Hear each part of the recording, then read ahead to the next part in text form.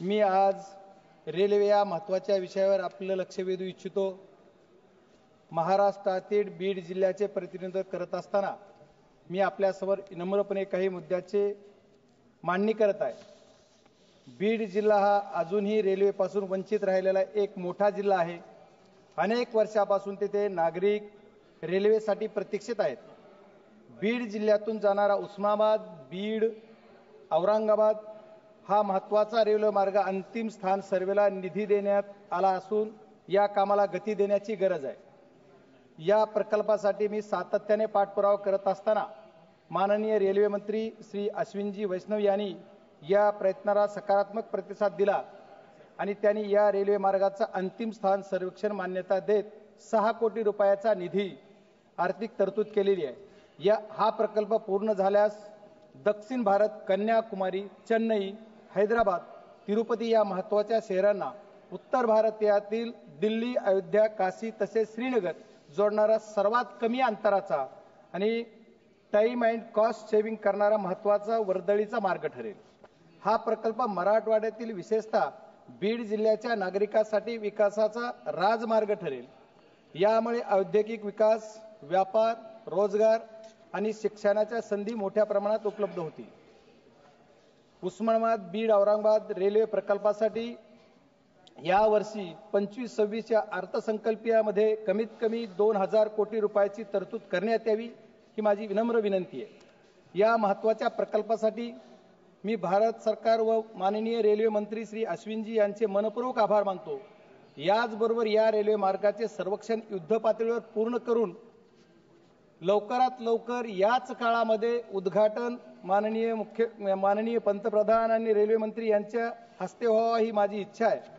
त्याचबरोबर उस्मानाबाद, बीड, औरंगाबाद रेल्वे मार्गाच्या अंतिम स्थान सर्वेक्षणात या मार्गाचं बांधकाम देखभाल साठी उपमुख्य अभियंता कन्स्ट्रक्शन यांचे कार्यालय बीड जिल्ह्यात असलं पाहिजे। कारण बीड जिल्ह्यात माझ्या अहमदनगर, बीड, परळी हा एक मार्ग जातोय ना, हा दुसरा मार्ग जो की उस्मानाबाद, बीड आणि औरंगाबाद जाणार आहे। एवढे मोठे रेल्वेची लाईन होत असताना सुद्धा तिथं कन्स्ट्रक्शनचं कार्यालय नाही, ती माझ्या बीडला व्हावं एक माझी कळकळीची विनंती आहे।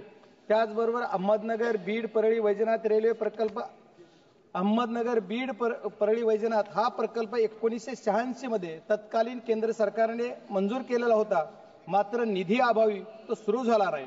महाराष्ट्राचे तत्कालीन मुख्यमंत्री स्वर्गीय विलासरावजी देशमुख यांनी 7-8 मध्ये एक महत्त्वाचा निर्णय घेतला।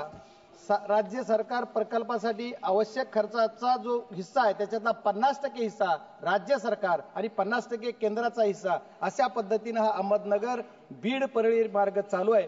तरी या रेल्वे मार्गाचे काम बराच काळ थांबले होते आणि 261 किलोमीटरची लांबी असणारा हा मार्ग आहे। त्याच्यापैकी मार्च 2024 पर्यंत या प्रकल्पाचं फक्त 99 किलोमीटर काम पूर्ण झालं होतं। आज स्थितीला म्हणजे 10 महिन्यामध्ये मागच्या 10 महिन्यात त्याचा पाठपुरावा करून माननीय मंत्री महोदयाला भेटलो, आदरणीय आमच्या ताई पण आमच्या सोबत असताना बऱ्याच गोष्टी करताना 10 महिन्यामध्ये या रेल्वे मार्गाला गती देऊन आता ते 166 किलोमीटर काम कंप्लीट झालंय। म्हणजे जवळपास 62 किलोमीटरचा मार्ग या 10 महिन्यामध्ये कंप्लीट झालेला आहे।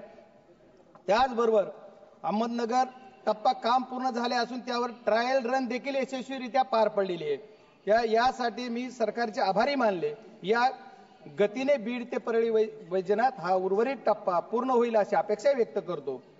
अहिल्यानगर, बीड, परळी, वैजनाथ या रेल्वे मार्गावर बीडसाठी तयार करण्यात आलेली रेल्वे स्थानके हे शहरापासून 15 किलोमीटर दूर आहे। त्याच्यामुळे तेथील लोकांची बऱ्याच आमच्या बीड जिल्ह्यातील लोकांची बीड या शहराजवळ दुसरा एक जो ऑलरेडी बार्शी नाका रेल्वे थांबा घेतला होता ते रेल्वे स्टेशन नवीन तयार केलं पाहिजे किंवा त्याला त्याचा थांबा दिला पाहिजे। म्हणजे बीड एक आणि बार्शी नाका एक असे 2 शहरालगत होतील आणि जेणेकरून प्रवाशाच्या होणाऱ्या अडचणी लक्षात घेऊन या मार्गावर बीड शहरात बार्शी नाका येथे एक स्थानक बांधकाम करून तेथे सर्व गाड्यांना थांबा देण्याची एक विनंती करतो। त्याचबरोबर अहमदनगर, बीड, परळी रेल्वे मार्गाच्या कामासाठी काकडहिरा, धानोरा रोड, हिवरसिंगा, सराटा, खोकरमोहा आणि इतर ठिकाणी सडक वाहतूक बाधित झालेली आहे। त्यामुळे शेतकरी, शालेय विद्यार्थी, वृद्ध आणि या प्रवाशांना अडचण येत आहे।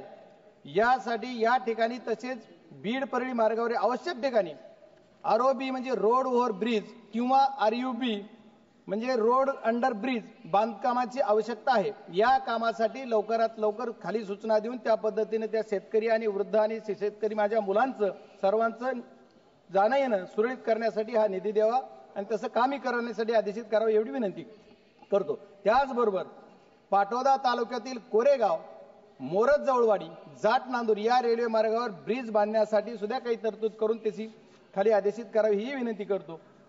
हा जो आमचा अहमदनगर बीड परळी हा जो रेल्वे त्याच्यातली अहमदनगर ते बीड लाईन कंप्लीट झालेली चाचणी कंप्लीट झाली म्हणून माझी विनंती आहे की आपण रेल्वे मंत्री महोदयांना एक सूचना करावी की आदरणीय रेल्वे मंत्री महोदयांनी हा रेल्वे मार्ग कंप्लीट झाल्यामुळे जसा प्रस्ताव आपल्याकडे आलेला आहे की तिथून गाडी चालू करावी तर आमची मागणी की बीड पुणे बीड पुणे आणि बीड पुणे आणि मुंबई अशी एक गाडी चालू करावी। एवढंच नाही तर एक बीड अहमदनगर ते पुणे म्हणजे नगरच्या जिल्ह्याला सुद्धा पुण्याला जायला गाडी नाही अशी इंटरसिटी एक गाडी चालू करावी। त्याचे प्रस्ताव आपल्याकडे आलेला आहे ती आपण मान्यता शासनाने द्यावी एवढी विनंती करतो।